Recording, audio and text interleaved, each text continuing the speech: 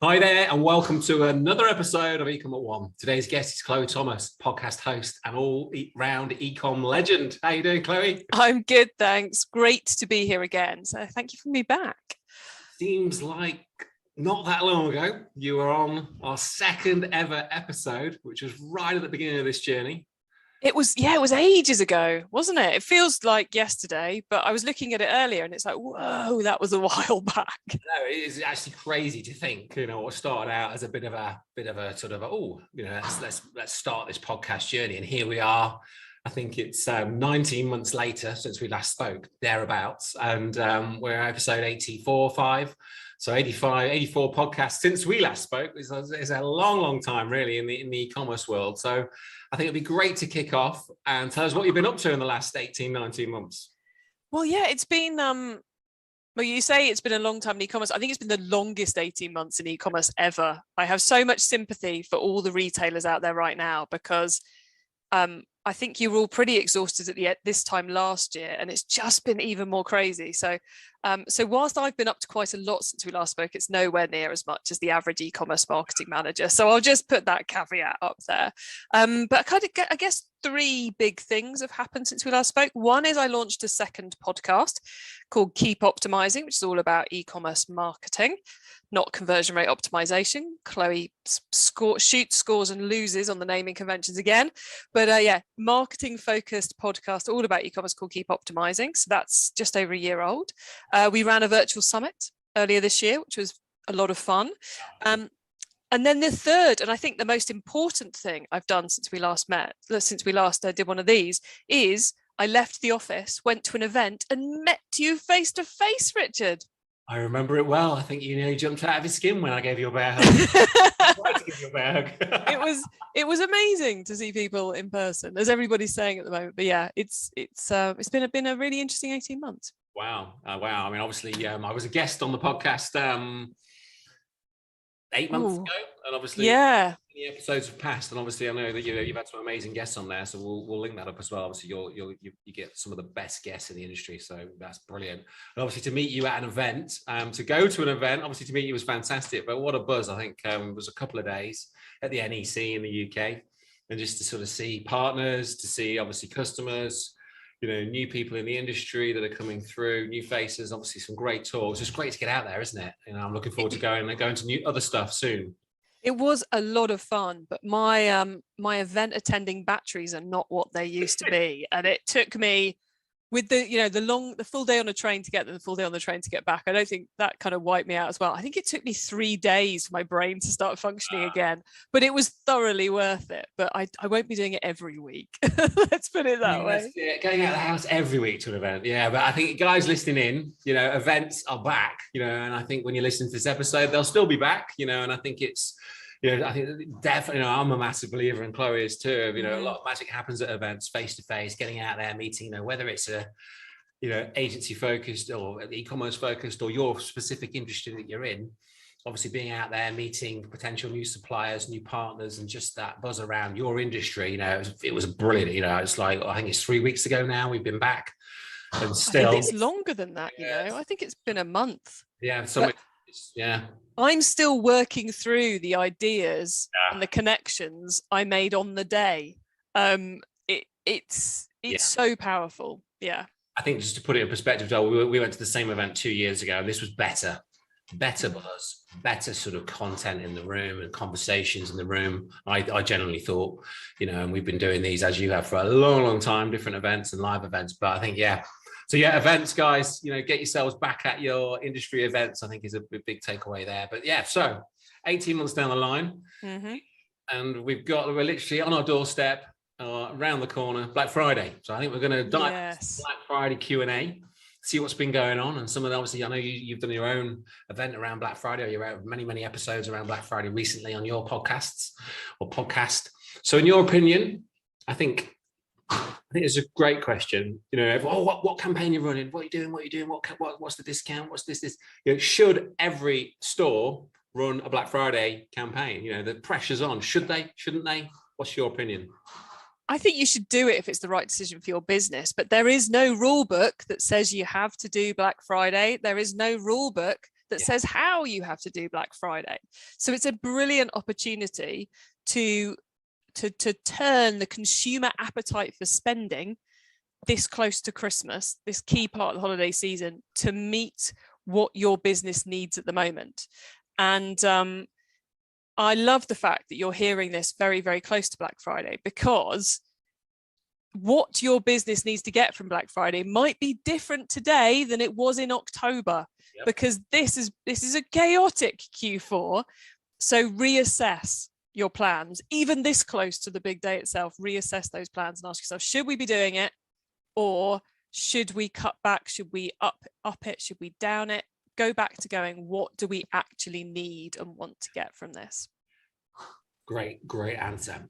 And I think then, so off the back of that, I think some people, and I'm sort of answering my own question, but some people, some companies, I think maybe, they give a discount for giving a discount's sake, potentially, and they don't really need to, or do they? So what are your thoughts on sort of discounting? Maybe discounting heavily. Do you think it can affect a brand? Obviously, it depends on the brand, maybe. But what are your thoughts on sort of discounting? Well, I think the first thing I'd say is I know of brands last year who didn't do anything for Black Friday. They had no discounts running on the website. They are a brands who regularly do run discounts, but they had nothing going because they were low on stock, as so many of us were, and so many of us are again. And they did nothing, not even a logo of Black Friday. They weren't sending any marketing out that week, nada. And they had their biggest day of the year on Black Friday. So if you think you have to discount to get sales on Black Friday, you are wrong. And be warned, if you're not doing anything, you may well see a sales spike. But as to how much you discount, I have, for those of you watching on the video, I have props today. Ooh. And this is the first prop. This is one of my marketing mantras. And it's that a promotion exists to get the customer to do what you want them to do as cheaply as possible. Okay, a promotion exists, Black Friday exists to help you get the customer to do, even what you want them to do as cheaply as possible, which all starts with, what do you actually want the customer to do?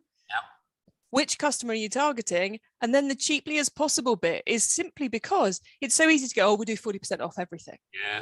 That's probably not the cost you need to pay to get the outcome you want. No. Probably not. Almost certainly not. Lose money. Do £1 million, lose 100 grand. Great. Yeah, exactly. I was at an event, an online event a couple of weeks back, where one of the mail order companies was saying about how they'd had a bit of a panic when the pandemic drop-off happened. And so they went, on our next catalogue mailing, we'll remove the spend barrier from the £12 credit. So you get 12 quid off if you spend over 50 quid is what they would normally do. They removed the spend ban. They reckon it cost them, I think it was 1.5 million. Just for removing the spend ban, because they analysed it. They went, this was a stupid thing to do. We got panicky. We gave away money we shouldn't have given away. So please don't just discount for the sake of it. Discount when you're using your money, because that's what you're doing with a discount, to get the customer to do something you want them to do.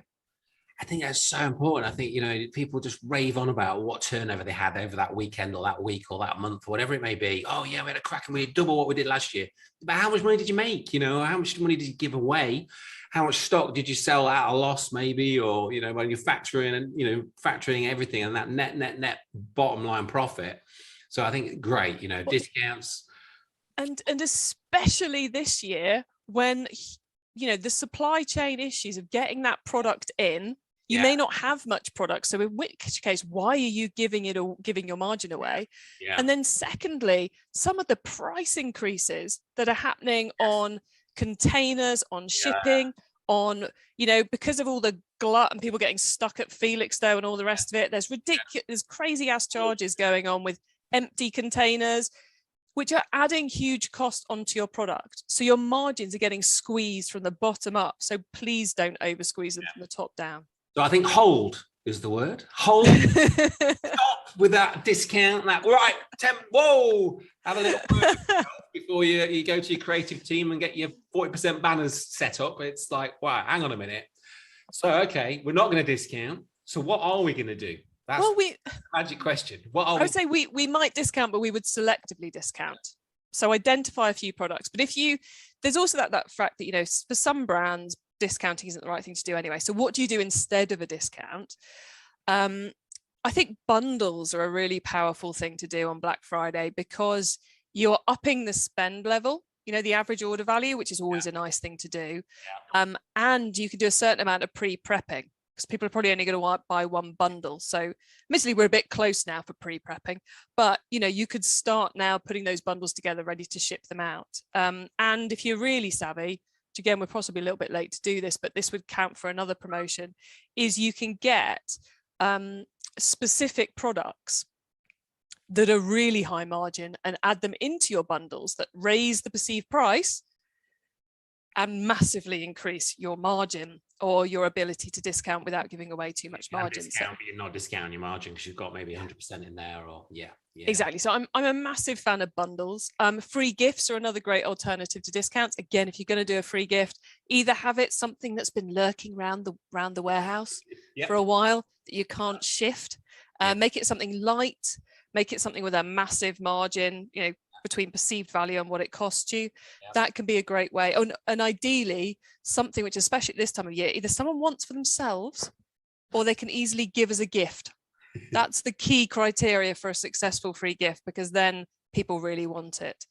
The other side, which I think is quite an interesting one that people I'm anticipating we're going to see quite a lot of this year, is things like loyalty points and delivery discounts and VIP club incentives. So we're seeing less of a call to action to buy, more of a call to action to engage more with the brand, but still wrapped in a purchase format. Does that make sense, Richard? Absolutely. So as a brand, you are winning customers. You're retaining them. You're trying to get them to buy again because they've got their points that they need to redeem. Makes sense. I think that all makes sense. Absolutely. I think bundling and sort of thinking about what's sitting and lurking in the warehouse. Everyone's got that pallet or five that's been sat there. You know, it's obviously got a value, and it's probably on your end of year accounts at 20,000. Thinking, Jesus, there's no way it's worth 20 grand. You know, we need to clear it out and be realistic at the end of next year. So let's clear it out, get it through in a different way, rather than it sit on the balance sheet maybe at 15k next year when it can clear through. I think that's brilliant. I mean, and the other thing I will add into that, if you're not discounting, if you're not doing Black Friday, a really crucial thing to do is to tell the customers why you're not doing it. I think there's a lot to be said about this at the moment. To be saying we're not doing it because our warehouse staff are really busy, our customer services team are really busy, we don't want to overload them, our stock is stuck out there, and we want you to still be able to, you know, buy up to Christmas. We saw during the pandemic the power of being open and honest with your customers. This is another opportunity to do that. Even if you're doing Black Friday, but much smaller than previously, again, explain to your customers what's going on. Tell them the real reasons behind it, and you will build something bigger with your customers than just giving them a discount. Yeah, and they're probably going to want to buy off you even more. Is the reality. Yeah, that's the unfortunate potentially outcome of it. Be honest, sell more. Because it's so true, isn't it? There is so many challenges out there at stock. You know, every paper we pick up is like, can't get this, can't get that. You know, whether it's what was it the other day? I was in crisps, couldn't get crisps, couldn't believe it. I was in Tesco, no crisps anywhere. Not that I buy my crisps online, to be fair, but actually that's a bit of a lie. We did have a subscription on Amazon for the Walker's crisp boxes, but we cancelled them. And Weetabix is a problem because their workers are on strike. That's not good. So if you love Weetabix for your Christmas Day or New Year's Day breakfast, buy your Weetabix now. I predict a run on Weetabix. Weetabix and crisps, get them down. So, okay, we've made some decisions as a store that we're not going to discount, or we're going to be we are going to discount, but we're going to be super selective. And really, bottom line is we're looking at the margin and what's going to happen a week, 2 weeks later when we sit down and, you know, count the coffers. Well, what do we make, sort of thing, and what do we clear potentially, and, you know, a few other angles there of what customer base we built and so forth. But obviously, then marketing what you're doing and getting that message out there. Obviously, it's going to be quite noisy, I think, isn't it? You know, every brand's going to be doing something. Give us some insight into what you would say. You know, you want to get out there, cut through the noise this next couple of weeks. Well, it's not even that far away. What would you say? You know, how are we going to market with the Black Friday deals, offers, etc.? Well, Rich, I'm going to split this into two sections because it partly depends on who you've decided you're putting your Black Friday promotions in front of, who you want your limited stock, Black Friday stock to be bought by. Is it new customers or is it existing customers? Yeah. Maybe you're doing a mix of the two. That's perfectly acceptable as well, but I'll split my marketing into the two. So existing customers, if you're looking to reward them for being part of it, turn them into repeat buyers, deepen your relationship with them, it all starts with your owned channels. Email, SMS if you're using it, direct mail if you're in that as well. It starts with getting that right and making sure you're sending an interesting email, probably more frequently than you want, but how much you send is going to be based on how much stock you've got to shift, and is also going to be around which segments. So you might not be emailing the whole lot. You might be emailing maybe the people who are signed up, haven't bought in 12 months. You might be emailing your most recent buyers. Segment to manage those stock levels and avoid disappointed customers. Then the next thing I'd add into the mix is remarketing. So be that remarketing listing for search advertising over on Google Ads, be that RLSA for your Google shopping campaigns, be it general remarketing on Google or similar things on Facebook or any other platforms using. That's where I would probably stop with the existing customer activity, because it's probably enough. Probably going to sell through on that basis. Then on the new customer side of things, this list is on the basis that I'm assuming margins tight for all the many reasons we've already discussed. And obviously when it comes to a promotion existing to get the customers to do what you want them to do as cheaply as possible, one of your costs is also your marketing cost and the time cost too. So I would start on a new customer front on the partnership side of things. So whether your partners are other brands that you work with, so they can include a mention of your Black Friday in their Black Friday emails and vice versa, whether it's your customers, maybe you've got a customer referral program and you want to give them an added boost for a Black Friday impact, whether maybe you've got a VIP club, maybe who can provide referrals because we're talking new customers, or be it that you've got maybe some influencers out there you're working with too. So I'd start with that, which is going to give you the biggest kind of bang for your buck. More profitable, possibly more likely than probably where you're going now. Yeah, exactly. Yes, probably, depending on how good you are at the next thing on my list, which is ads. So your Facebook ads, your Google ads, which can go from the highly profitable to the highly unprofitable. So segment accordingly, people. And then owned channels. So often we've got an inquirer list, which we could use for across our email or SMS, but that's what I do. The other thing I would probably do on the new customer piece is I would pay particular attention to people who've newly joined. On the existing and the new customer side of things, I pay particular attention to people who've joined in recent months. Yeah, I think that's a fantastic list. And I think I love the way you've ordered it there. The way I see it is, getting more bang for your buck with your owned, the customers that you own, the data that you own, using that's going to cost you little, a lot little. And then moving through partnerships. I think a lot of people forget their partners, don't they, this time? Oh, let's get the ads running. Let's double the ad spend. Whoa, hang on a minute. We've got all these guys that we've, been working with, partners, existing customers, that are going to be very low cost or, right at the top of our list instead of at the bottom of the list sort of thing. So I think, great list. Admittedly, I'm coming out of 2 months of recording podcast interviews about influencer marketing and podcast episodes about loyalty marketing. So I'm quite big into partnerships at the moment. But I firmly believe that one of the big marketing pushes we're going to see in 2022 is the use of partnerships in all shapes and sizes, because they are an amazing solution to the iOS issues. Yeah, so true. You are, partnerships, guys. I think partnerships. I think it does get overlooked. Hugely overlooked. With a lot of stores, everyone's sort of doing their thing, and quite insulated, maybe, and isolated. And isolated. I think it's really important one. So this year, I think.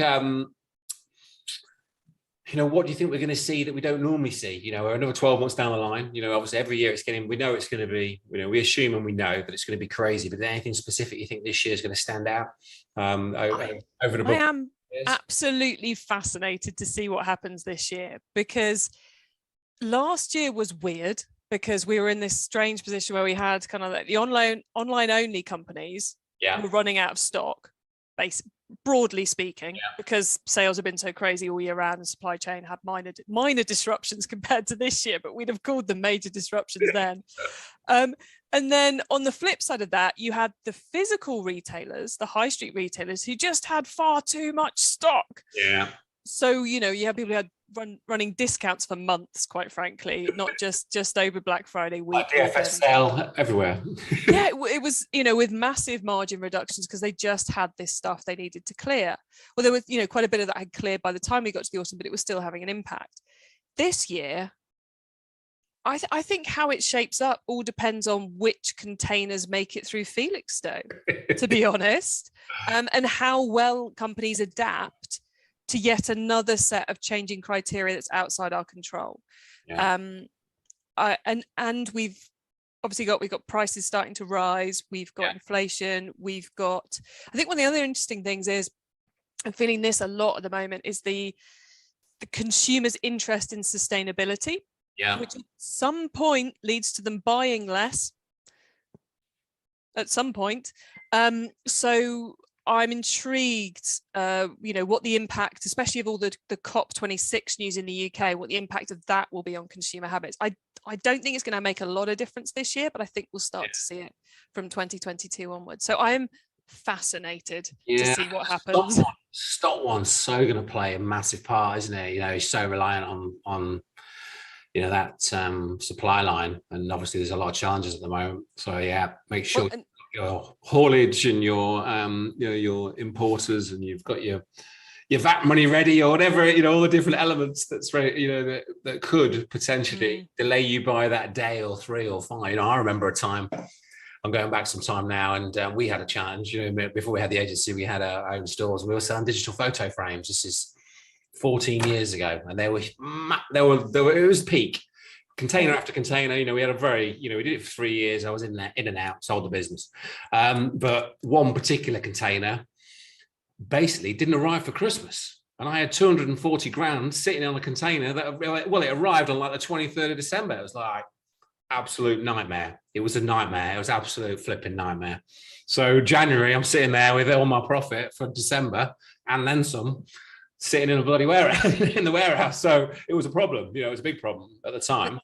I like that story, because one thing I will predict about Black Friday is that there's going to be some retailers who have that scenario but sell the products before they arrive in the warehouse. Yes. And we will, which if you're managing it well, is perfectly possible to do, but I suspect we will have some hideous stories, probably in the Daily Mail, going such and such retailer scammed people over Black Friday, which of course you didn't, but that's what they're going to put it out there as. They're going to want their refunds, aren't they? If you're not delivering those products for Christmas, which are Christmas presents, which are no use in January, probably 80% of those orders are going to get refunded, depending on the product, obviously. Which you might see as being, well, at least we tried to sell them, and if we sell 10%, but all that extra workload and faff and bad news about. Yeah, I mean, what we ended up doing a deal with one of the huge, onliners, like the. I'm not going to mention them actually, but they're several hundreds and hundreds of millions online, and we sold the job a lot. But I sold them at cost. I made nothing. But at least they went. I was happy with that. But fortunately, we had quite a lot. There was a lot of margin back then. It's like 120% or whatever. So but I lost what would have been 100 plus sort of thing, well, more than that. But we managed to clear them, which was like, but if we hadn't, I'd have been staring at them for another flipping 12 months, because it was one of those products. It was a gift product, wasn't it? It was in and out. We did it for 3 years, but there was really like probably a year sweet spot, 18-month sweet spot. And after that Christmas, they sort of died a death. Every man and his dog had a digital photo frame that they never really used anyway. No one could work out how to put the photos on it. But it looked like a very good gift. I've still got one in my office, sort of in a box. But so if you ever see digital photo frames on people's shelves, if you look at the back of them and they say Pictoria on them, that was the brand that we built back in the day. I shall keep a lookout now. If you see me weirdly looking at the back of electronic photo frames, I remember being why. at an exhibition 2 years ago. I was at a local exhibition and somebody had a photo frame, and there were another agency, and I sort of went over, and I think we mentioned, I thought, oh, we're going to have a chat about agency. I was like, no, I just want to have a look at your photo frame, and it was one of my photo frames from like 9 years before. It's quite amusing. So, okay. I think maybe any sort of quick fire additional tips, for Black Friday. So we've mentioned that, using your own owned media, your own data to market, and obviously which is going to give you the best margin. But any other sort of things that you think, oh, actually, there's this, and this, any sort of quick fire? I mean, I think this close to it, the key, and to be honest, I'd be giving you exactly the same advice if we were doing this in August, is remember the promotional quote I shared with you earlier. A promotion exists to get the customers to do what they... Let's get a good screenshot. There we go. So remember that a promotion exists to get the customer to do what you want them to do as cheaply as possible, and keep reviewing it. That's the other key thing. Is how does what you want to happen change as we go through the next few days, the next couple of weeks, right up to Christmas? How do you need to change that? How does that change your marketing mix? Which channels you're using? How does that change what discounts you're doing, what stock you've got, who you're talking to? And just take a step back, probably once a day, and just go, hold up, where are we? Is what I'm spending my time, effort and money on worth it? Or should I be doing something else? Because I know you're all really tired. I know it's been a really long 2 years, and be a bit kind to yourselves. You don't need to create the most crazy, chaotic Black Friday ever. You can achieve your objectives without doing that. So reassess. Yeah, I think that's a brilliant 30-second snippet there. I think at the end of the day, make it profitable. Don't work yourself stupid for nothing, and don't work yourself stupid full stop. Enjoy it, embrace it, get the mince pies in, have a nice weekend while you're doing it, and hopefully have a very profitable weekend. Yeah. So I think it would be important to maybe just jump into a couple of things and mistakes that you see. So we're making sure that our listeners are avoiding. I think obviously we've talked about not just sort of giving away stock and just giving away that margin. Any other sort of big mistakes that you see that our guys need to avoid? I think the other biggest one is not managing customer expectations around delivery.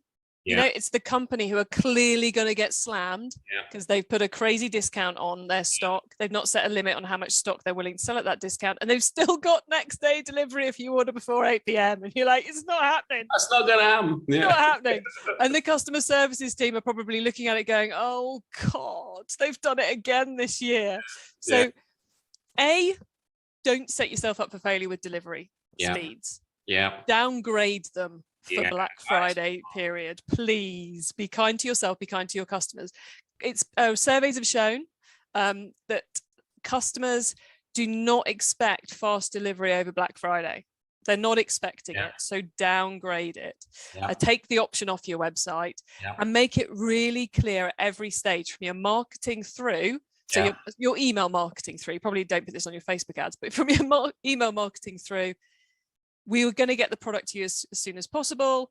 Our warehouse team are going to work really hard. Our customer services team will work really hard, but it's not going to be with you tomorrow. So please chill, we'll keep you updated, and then proactively update them post-purchase with what's going on, which enables you to be kind to the rest of your team. I love it. And potentially put a premium on next day, be a bigger premium than normal, make an extra X over, to pay your warehouse a nice little bonus at Christmas potentially. But only do that if you've got a reliable way of grabbing your next day delivery orders out and fast tracking running, and then when you've done your X, or we can only get whatever it is, 500 orders out. Right, turn it down, turn it off, switch it off. So Chloë, that's been amazing. I think that's been an absolute fire of an episode. Loads of great stuff. So if you're still with us now, there's a lot of stuff there, and the countdown is absolutely on. So implement, get things sorted, get squared up, and have a really good Black Friday. Thanks so much for being back on eCommerce One. It's been an absolute blast. Now, as you know, I like to finish every episode